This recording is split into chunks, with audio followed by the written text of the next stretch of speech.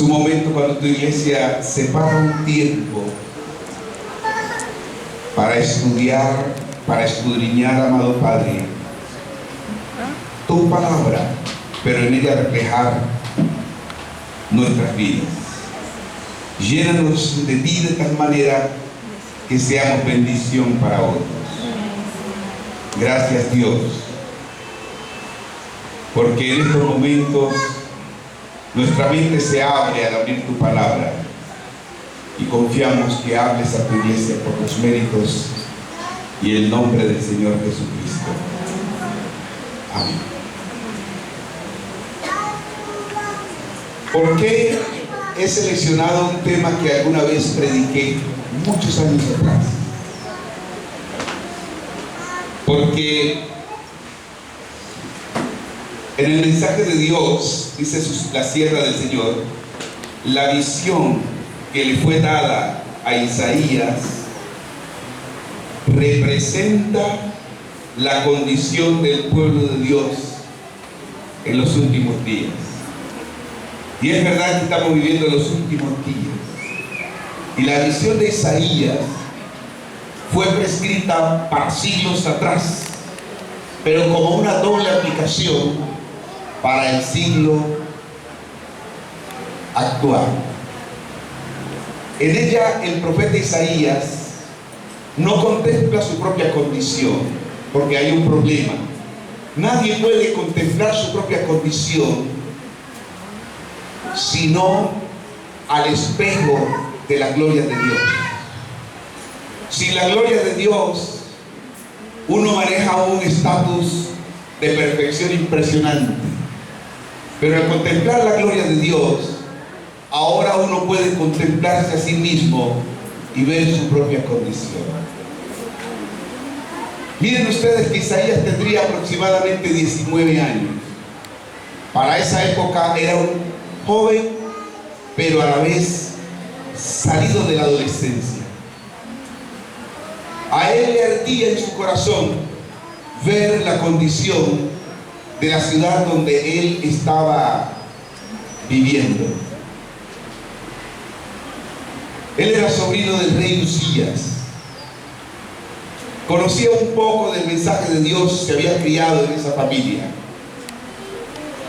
pero no le había impactado tanto el evangelio hasta después del 7º ay. Un ay es como decir pobrecito, pobrecita ella. Un ay es como un juicio que se le lanza a algo o a alguien de calamidad. Y abriendo la palabra del Señor en el capítulo 5 del profeta, él presenta 6 condenaciones o 6 ayes que bien merecido tiene el pueblo que practicaba esas cosas. Repito, tendríamos que contextualizar lo que pasó en la época del profeta Isaías, porque dice la sierva del Señor, la visión que le fue dada a Isaías representa la condición del pueblo actual de los últimos días. Y en el capítulo 5, versículo 8, él ve como con un binóculo gigante, contempla el escenario del paganismo de la época del pueblo donde él vivía, pueblo de Israel, pueblo de Dios. Y en el versículo 8 dice, ay de los que juntan casa a casa y añaden heredad a heredad hasta ocuparlo todo. ¿Habitaréis vosotros solos en medio de la tierra? Lo primero que Isaías contempla es la riqueza de los ricos y más ricos enriqueciéndose, la avaricia. La falta de aceptación de lo que soy y querer ser más de lo que soy, pero desde el punto de vista avaro y no desde el punto de vista del progreso normal del ser humano. Y él condena, él menciona este ay de los que juntan casa a casa, ay de los que añaden cosa a cosa. Lo que tengo no me conforma, no me siento conformado con lo que soy, quiero ser más allá de lo que soy. Y el segundo ay, en el versículo 11, es para los que se levantan de mañana para seguir la embriaguez, que se están hasta la noche, hasta que el vino los enciende, y en sus banquetes hay arpas, vihuelas, tamboriles, flautas y vino. No miran la obra de Jehová, ni consideran la obra de sus manos. Ahora no está ahí condenando la avaricia, está condenando algo peor. El ay está referido al banquete del diario vivir cristiano. Como que si la vida para esa época era un carnaval, una fiesta sin responsabilidades cristianas. Una vida, mis amados, donde se la pasaban en ese ay diciendo de banquetes, arpas, vihuelas, tamboriles, flautas y vino, y no miran la obra de Jehová. Es más importante lo que yo pueda conseguir, lograr.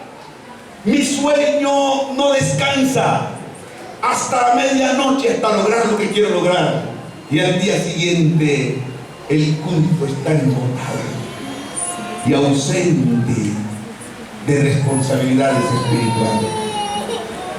Entiendo por qué Isaías presenta para esa época, no para nuestra época, ese segundo y el tercer ay está en el versículo 18. Ay de los que traen la iniquidad con cuerdas de vanidad y el pecado como con coyundas de carreta. Ay de los que el pecado es el sabroseo de la vida cristiana. Hay de los que lograron hacer de su mente normal el mundo pagano en que hoy, hermanos, nosotros tenemos que ser testigos presenciales. Y luego en el otro ay presenta en el versículo 20 a los que a lo malo dicen bueno y a lo bueno dicen malo, que hacen de la luz tinieblas y de las tinieblas luz, que ponen lo amargo por dulce y lo dulce por amargo. Hay de los que han perdido el don del discernimiento, la capacidad de evaluar entre lo bueno y lo malo para hacer lo correcto, dice el profeta Isaías. Repito que él está colocando su mirada hacia afuera. Él se extrae de ese mundo corrupto y pagano en que sus conciudadanos están viviendo y puede decir, soy mejor que ellos. Y por eso dice, ellos no disciernen hacia dónde caminan, cómo caminan, qué estilo, qué tipo de vida están viviendo. Y él dice, merecen ser condenados. Ay, dice, de los que a lo malo dicen bueno y a lo bueno dicen malo. Y agrega en el versículo 21, otro ay de los sabios en sus propios ojos. Es decir, hay de aquellos que no necesitan el consejo de Dios, no necesitan el consejo de su pastor, de su papá, de su mamá. Ellos pueden conducir sus vidas sin necesidad de la dirección de sus padres, de aquellos que le conquistan caminos de seriedad. Hay de los sabios en sus propios ojos y de los que son prudentes delante de sí mismo. Ay, es terrible ese ay. Y es un común denominador de los pueblos, de las familias, de nuestra juventud. Nadie quiere aceptar la voluntad de otro, hacer lo que otro dice. Inclusive, Dios tiene su voluntad, pero yo puedo decir, yo también tengo la mía. Dios dice de esta manera, pero está bien, pero yo pienso de esta otra manera, y lo mío lo puedo hacer, y lo hago. Y ese ay condena la autosuficiencia. Y eso hace que la palabra de Dios se convierta en un segundo plano, donde no es necesaria para la conducción de la vida. Y una de las cosas que ha hecho el enemigo es sustraernos del culto de adoración. del culto familiar, de tal manera que cuando la palabra de Dios no está en mi corazón, no está en mi vida se va a regir no por la palabra de Dios, sino que se va a regir por improvisaciones. Se va a dirigir como cuando uno ha perdido la vista y tiene que irse a golpes de ciego. Y entonces dice el profeta: ay de aquellos que cierran la visión y viven su propia visión. No está hablándonos a nosotros, está hablándole a un pueblo de allá, de siglos atrás. Y el último ay lo presenta en el versículo 22, 23 y 24: de los que son valientes para beber vino y hombres fuertes para mezclar bebida, los que justifican al impío mediante cohecho y al justo quitan su derecho. Es decir, el último ay está planteado para aquellos que acolitan el mal,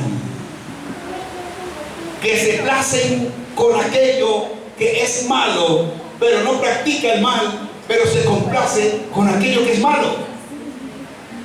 Recuerdo una de las cosas que me quitó la ansiedad por ver boxeo. Hace unos 30 años atrás encontré a un pastor predicando cómo oramos por el prójimo, pero disfrutamos con ver los golpes tras golpes que el prójimo recibe y luego oramos por él. El mundo actual está muy calamitoso, y cuando prende usted su televisor, su radio, y no escucha noticias violentas, el noticiero no tiene sentido, porque eso es lo que sopla en nuestro planeta: vientos de guerra y ausencia de paz. Y por eso dice: ay de aquellos que justifican al impío. Por eso dice el mismo profeta Isaías 59: la justicia se puso de lejos y murió en la plaza. La justicia de Dios se puso de lejos. Pero aunque se haya puesto de lejos, la justicia permanece. Lo que hace justo, lo que hace correcto, lo que hace digno, lo que hace puro al individuo, es que en su plaza la justicia de Dios no sea un cadáver, no esté muerta, porque cuando hay justicia es cuando hay rectitud y corrección en la vida cristiana. De lo contrario, no. Vivimos en un mundo muy insensible, muy pagano. Dice la sierva del Señor que Isaías recibió una visión que le mostraba su condición, pero él en su estado no veía su condición, veía la condición de los demás. Veía la condición de cómo estaba el pueblo, de cómo estaba la situación tan abyecta en el pecado. Dice: cuando el siervo de Dios se le permita contemplar la gloria del cielo, es cuando el Eterno se quita el velo y podemos vernos a través del velo quitado, podemos ver nuestra condición. Así que el profeta, mis amados, después de esos 6 ayes que bien se lo merecían, llega a su 7º ay.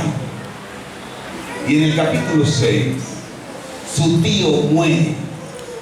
Y dice en el versículo 1: en el año que murió el rey Uzías, vi yo al Señor sentado sobre un trono alto y sublime, y sus faldas llenaban el templo. Y yo le pido a mi Señor cada vez que llego a cualquiera de las iglesias: Señor, ¿cuándo dejaré de contemplar a los humanos los arreglos eclesiásticos para poder contemplar tu gloria? Cuando lleguemos a contemplar la gloria de Dios, podemos contemplar nuestra propia condición. De lo contrario, no. Y cuando yo no contemplo mi propia condición, me puedo ver justo, incluso más que los demás. Me puedo ver en un estatus superior y diferente en calidad a los demás. Dios quiso darle una lección al profeta de aquella época. Y repito que la visión que le fue dada a aquella época a Isaías sería repetida en los últimos días del pueblo de Dios. Así que Isaías está en el templo, pero ahora no está contemplando las miasmas de la corrupción del templo ni del pueblo. Está contemplando es la gloria de Dios. ¿Cuándo, Dios mío, llegaremos a contemplar la gloria de Dios? Y entonces dice en ese versículo 1 que él vio al Señor sentado sobre un alto trono sublime, y sus faldas llenaban el templo. Sus faldas son su aureola, sus faldas son la gloria del Señor. Y cuando la gloria de Dios llena el templo, amados, no hay cabida a ninguna otra cosa diferente que a la presencia total de la divinidad. Es estar en la presencia, amados, total de Dios. Eso era lo que el profeta quería contemplar en lo profundo de las críticas que él podía hacer, justamente porque lo merecía el pueblo donde él estaba rodeado. Y dice el versículo 2 que él, al contemplar la gloria de Dios, contempla y describe lo siguiente. Dice: por encima de él había serafines, cada uno tenía 6 alas, con 2 cubrían sus rostros, con 2 cubrían sus pies y con 2 volaban. Yo no he visto serafines de 6 alas. Parecería una figura amorfa, extraña para la visión nuestra. ¿Será que Dios quería darle una lección al pueblo de aquella época? Tenga en cuenta que esta visión repercutiría al pueblo de Dios en todas las épocas, y especialmente cuando el pueblo estuviera en la frontera de Egipto a Canaán. Repito, el versículo dice, el que estamos leyendo, dice: con 2 cubrían sus rostros. No era un cubrir del rostro por miedo o por vergüenza, era cubrir el rostro delante de la presencia de Dios del cielo. Cubrir el rostro para esa época implicaba estar en la presencia de Dios al desnudo. Era desnudarse tal como soy. Cubría su rostro y con 2 volaban. No es que eran inquietos y traviesos en el vuelo en plataforma, era la celeridad que debiera tener cada creyente en su época. Pero no había celeridad para la obediencia. Había motorra, pereza para la obediencia. El hacer tu voluntad, oh Dios mío, no me ha agradado. Era el pensamiento que hoy se repite en el pueblo de aquella época.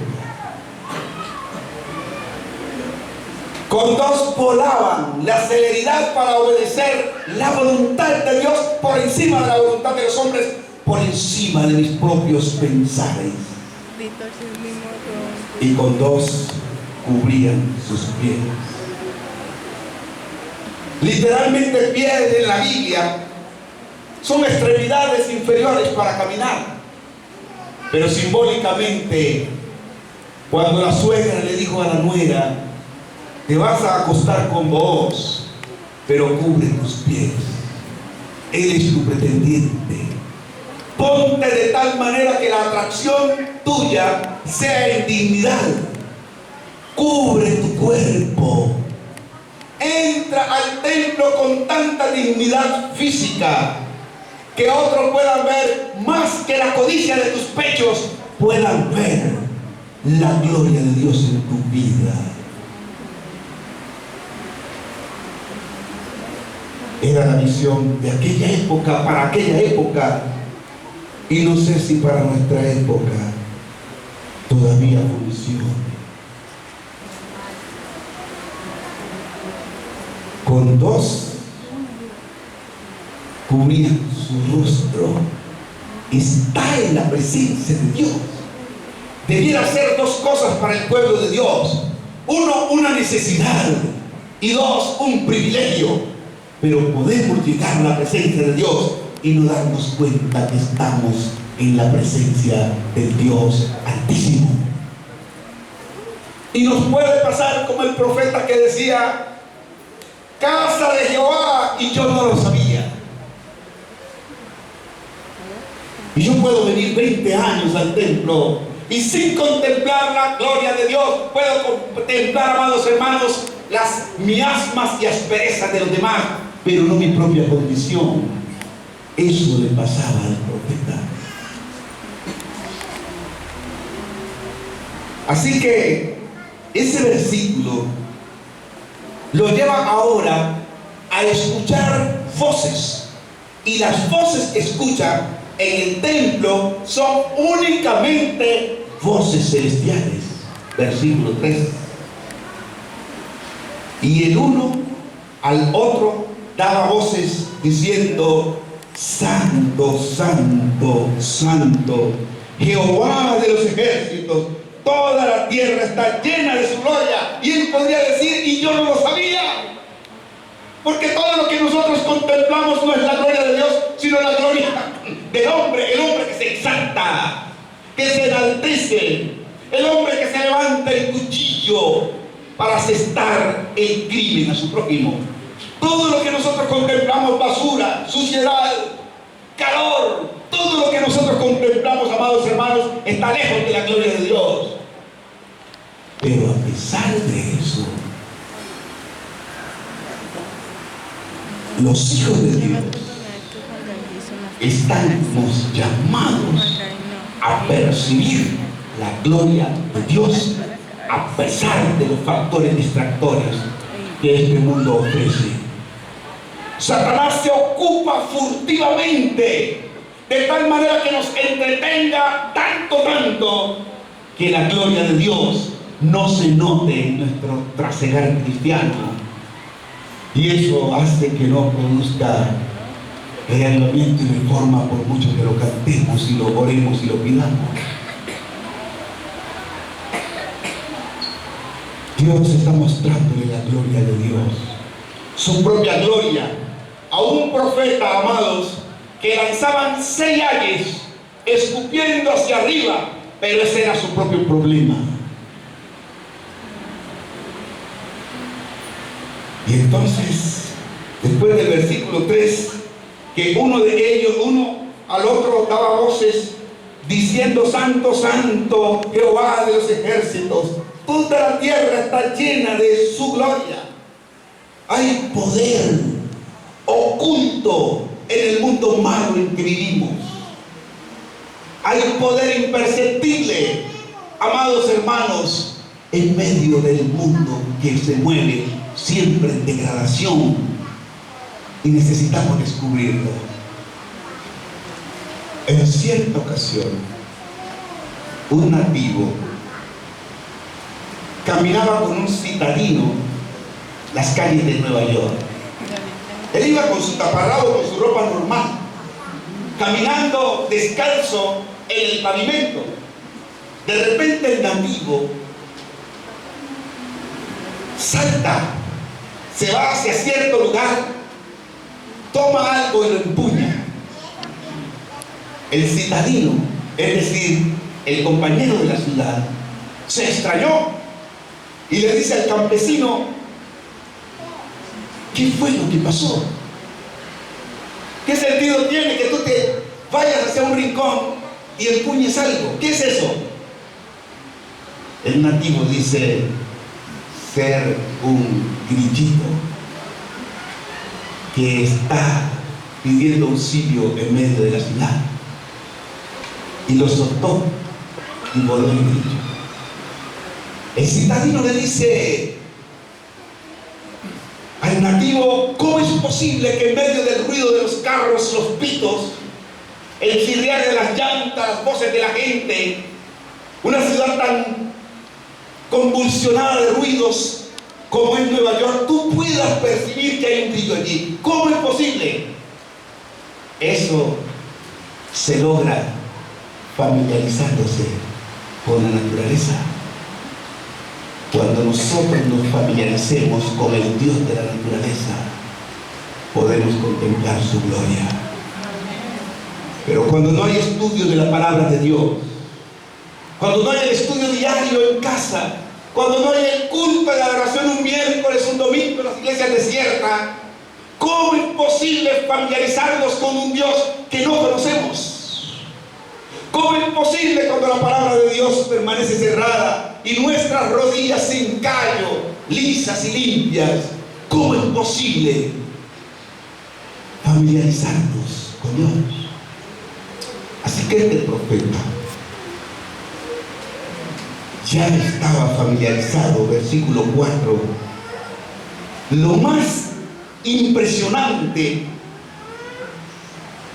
es que él estaba rodeado de los hermanos de la iglesia y ninguno de ellos percibía lo que el profeta Isaías, todavía no era el profeta, era el joven, el J.A. Isaías, que estaba percibiendo lo que estaba percibiendo.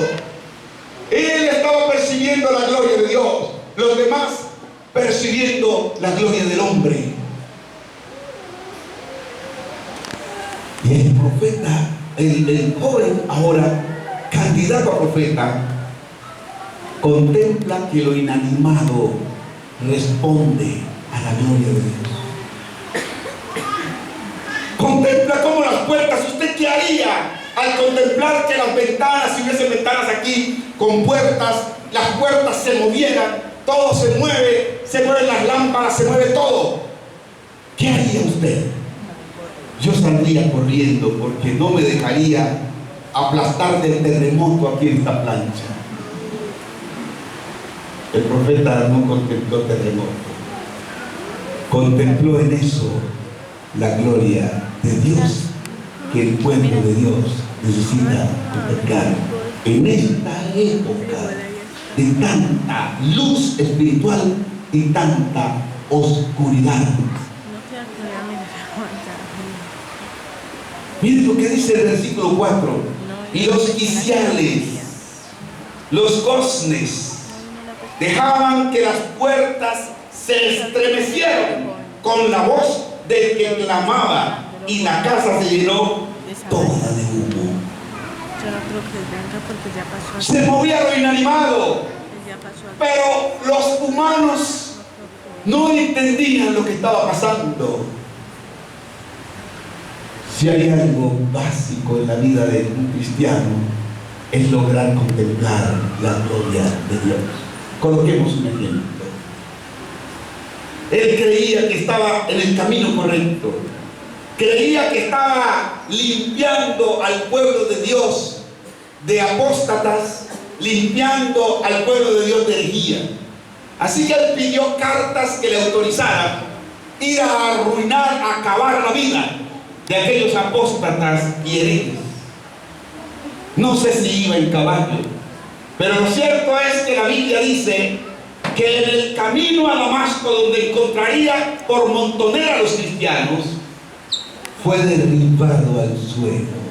Yo no puedo hacer serio. Y estando en el suelo, lo primero que preguntó es: ¿qué pasó? ¿Quién eres? ¿Quién eres, Señor? Por primera vez Saulo de Tarso se encuentra ridiculizado en el suelo. Un soldado, un militar valiente, de ejercicios, capaz, amados hermanos, de recorrer grandes trechos, ahora derribado por un invisible. ¿Quién eres, Señor? Y él escucha la voz invisible que le dice: Saulo, Saulo, ¿por qué me persigues? ¿Quién eres, Señor? Yo soy el Señor de los que a los que tú persigues. Señor, he contemplado tu luz, he contemplado tu gloria. Ahora que he contemplado tu gloria, por primera vez Saulo de Tarso le pregunta al invisible: ¿qué quieres que haga? ¿Cómo quieres que actúe? ¿Cómo quieres que yo viva? ¿Cómo quieres que me vista? ¿Cómo quieres que yo coma? ¿Cómo quieres que me relacione con la televisión, con el internet? ¿Cómo quieres tú que yo me relacione con mis redes sociales?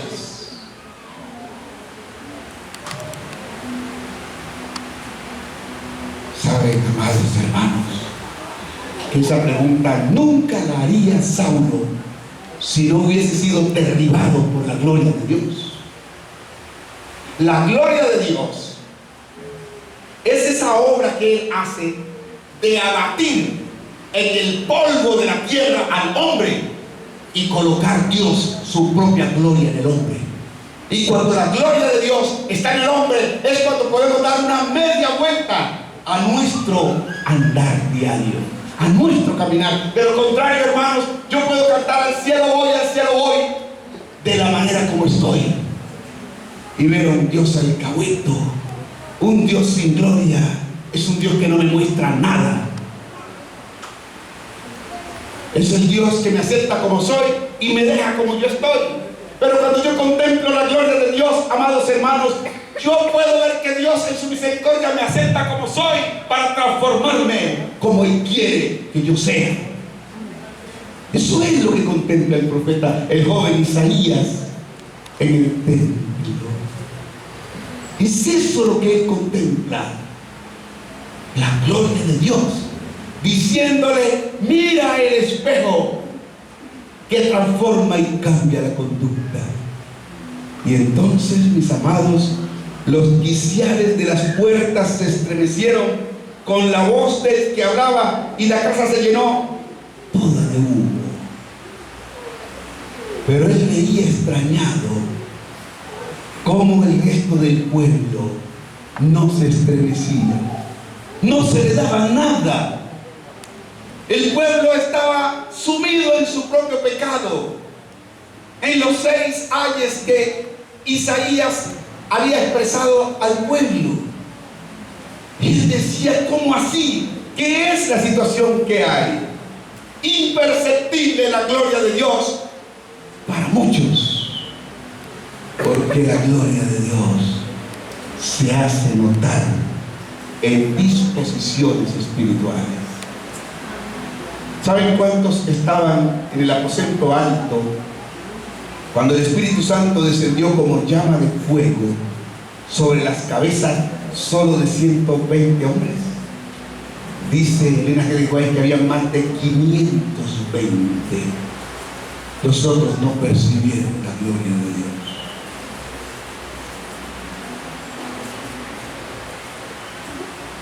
Mis amados, estamos viviendo una época muy difícil. Cuando al profeta se le presentó al Dios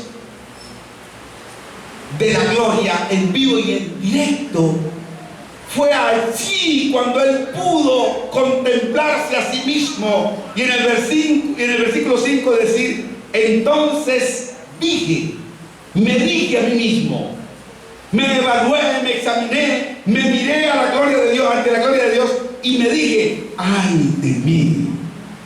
Cambió el direccional de su vocabulario: ay de aquellos borrachos, ay de aquellos que con puertas o chuntas de bueyes atraen el pecado, ay de aquellos que viven en esta y esta condición. Él cambió su vocabulario, merced a la gloria de Dios. Ahora dice: ay de mí, que soy muerto, porque siendo hombre inmundo de labios y habitando en medio de un pueblo que tiene labios inmundos, han visto mis ojos al Rey, Jehová de los ejércitos.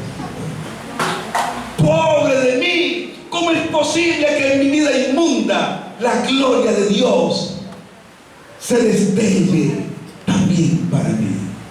¿Qué es lo que pretende Dios con eso?, se pregunta el profeta. ¿Qué es lo que quiere el Señor del universo cuando una micra humana puede contemplar la grandeza de Jehová, Rey de los cielos. ¿Quién pretende? Lo primero que pretende es que a través de la gloria de Dios, él puede contemplar ahora que está en medio de un pueblo sucio y que él está en las mismas condiciones. Eso es lo que contempla. Y una de las cosas que yo admiro de Dios es que en una balanza de dos platillos siempre él se coloca en el Padre. Siempre Dios maneja, amados hermanos, el problema, pero pone al otro lado del platillo la solución. Admiro a Dios, porque no es así la condición humana. Cuando tú ves a un ladrón, todo lo que quieres es meterlo a la cárcel y que se pudra ya. Pero Dios ve al ladrón, al asesino, y junto con la justicia quiere aplicarle la misericordia. Dios ve a su pueblo, al cual nunca ha desechado, en la persona de Isaías, y no tiene como propósito desecharlo, sino que a través de su gloria le muestra la propia condición de Isaías. Y por eso es que dice él: ay de mí, que soy muerto, porque siendo hombre inmundo de labios, estoy habitando en medio de un pueblo que está en mi misma condición, inmundo de labios. No es que los labios eran lo inmundo, no es que las manos son lo sucio, sino la fábrica que vierte manos y vierte labios. Ahora, mis amados hermanos, Dios, en mi condición, ¿qué puedes hacer? Dios, en la condición de tu pueblo, ¿qué puedes hacer? Dios, tus brazos quedarán cruzados. En la condición en que estamos, ¿qué harás? El versículo 6 no se dejó inspirar. Dios, en la desesperada condición del hombre, es que tiene la oportunidad de ayudarlo.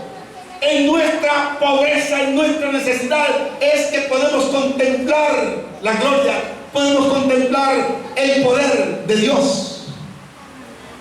Cuando yo tengo autosuficiencia, no tengo necesidad de arrodillarme, de clamar: Dios mío, ayúdame. Pero en mi necesidad, en mi debilidad, es que Dios tiene la oportunidad, lamentablemente. Y en el versículo siguiente leemos el 6: y voló hacia mí. Fue raudo, el remedio fue rápido. Voló hacia mí uno de los serafines, teniendo en su mano un carbón encendido, tomado del altar con unas tenazas, y tocando con él sobre mi boca. Labio inmundo es igual a corazón inmundo. Lo que quiso decir es: tocó mi corazón inmundo. Es allí donde se fabrica lo correcto o lo incorrecto. Y el corazón es un símbolo de la mente. Y tocando con él sobre mi boca, dijo: he aquí que esto tocó tus labios, y es quitada tu culpa y limpio tu pecado. Esto tocó tu corazón, es perdonada tu culpa y eres ahora limpio de todo pecado. Es como para brincar en una sola pata. Es como para decirle a Dios: Dios mío, ¿por qué te preocupas tanto por mí, por mi condición? Señor, ¿por qué me liberas de las ataduras que tengo cuando no lo merezco? Él dice que donde sobreabundó el pecado, sobreabundó la gracia. Sobreabundó la gracia. Esto quitó tu culpa. No existe la felicidad más grande en una persona culposa. En el libro Ministerio de Curación hay un capítulo titulado Lamento. Y dice que la ansiedad, los sentimientos de culpa, la pena moral, menoscaban las fuerzas vitales, llevan al decaimiento y a la muerte. Pero la persona quitada su culpa se convierte en victoriosa. Y esa es la victoria del cristiano. Es quitada tu culpa. Eres ahora libre de toda atadura. Eres ahora campeón de luchas. Eres ahora el hombre increíble. Así se sentía el profeta Isaías, librado de su culpa. Y entonces, en el versículo 7, tocando con él sobre mi boca, dijo: uno, he aquí que esto tocó tus labios, he aquí que esto tocó tu corazón, he aquí que eres de corazón limpio, y por esa causa eres quitada, es quitada tu culpa. No puedes tener sentimiento de culpa. Esa es la victoria de un cristiano, sentirse perdonado, que puede mirar de frente a los otros cristianos, que puede mirar a Dios y cantar feliz. Eso es victoria y limpio tu pecado. Una vez que el profeta Isaías es llamado por Dios, tiene convicción de Dios, tal como es, Dios nos llama tal como somos, no para que nos quedemos como somos, sino para transformarnos como Él quiere que nosotros seamos.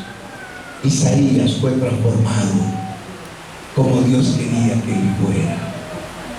Y una vez transformado, Dios se lanza el discurso más corto que hay en la Biblia, pero el más poderoso de los discursos que hay en la Biblia.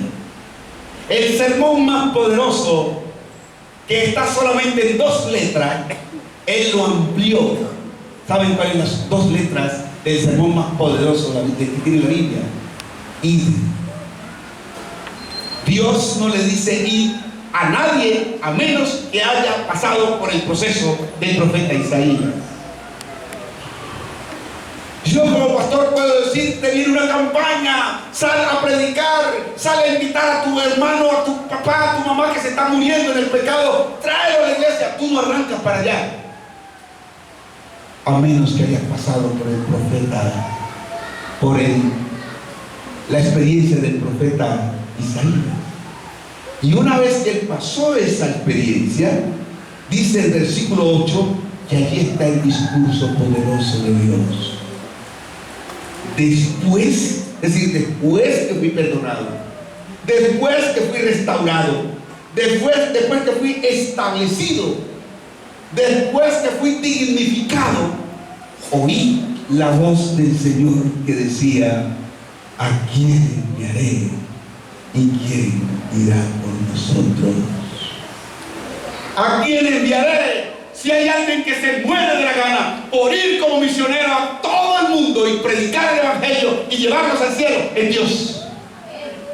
Pero saben, la ruta no es Dios, la ruta es el pueblo de Dios. Si no, ya estaríamos en el cielo. Ni el demonio va a predicar si primero no pasa por la experiencia de Isaías.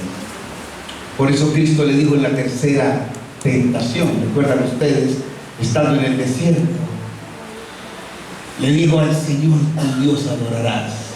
Cuando reconozcas el señorío de Dios, cuando adores al Dios de la gloria, a Él solo servirás.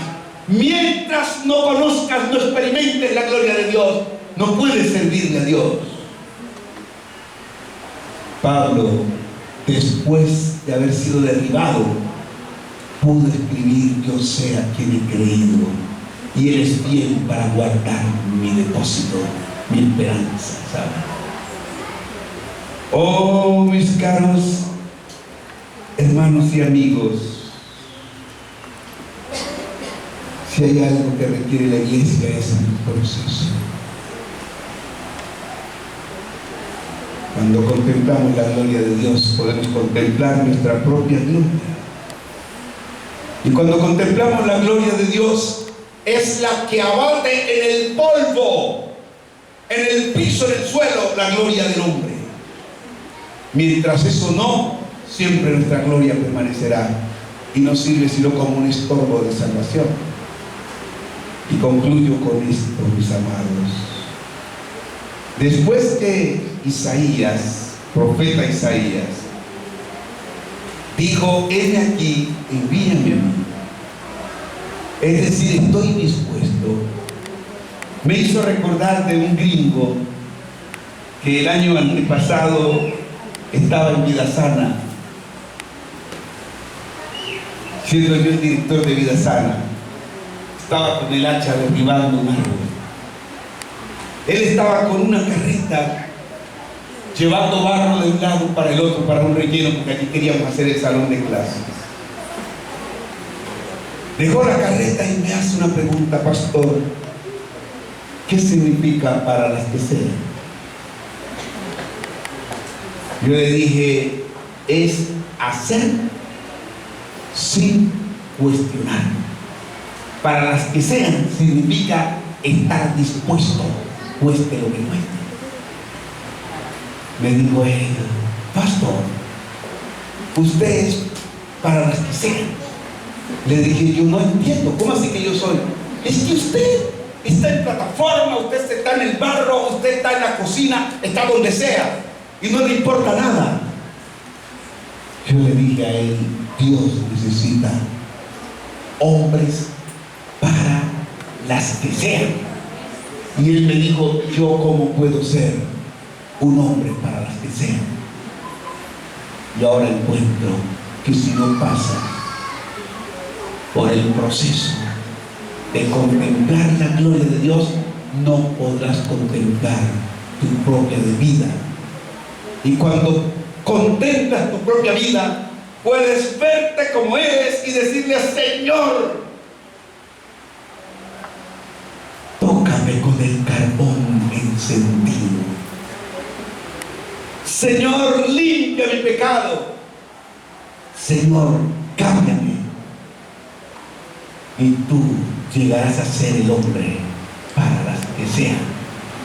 El Dios que se la pasa preguntando: ¿a quién enviaré? ¿Quién irá por nosotros?